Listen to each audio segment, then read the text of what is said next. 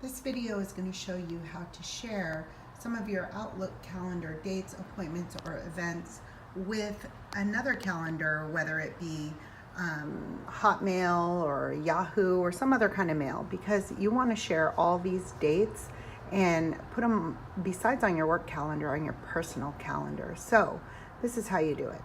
You hover over the date that you want to share, whether you want to share all of them or just one date. You have to do them all individually, one at a time. So hover over the date you want to share or the event. Right click your mouse and choose to forward. See right here it says forward. Can you see that?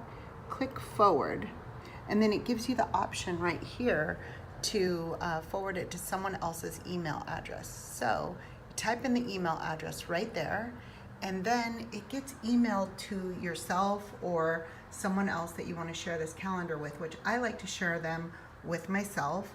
And so when you accept that email in your personal email, whether it's Hotmail or whatever it is, you say accept, and then it will automatically populate your personal calendar. So whether that's on your phone or an online calendar that you have on your personal email, such as Hotmail, Yahoo, or whatever else, it will automatically populate that to your other email calendars. So I hope that this video helps you.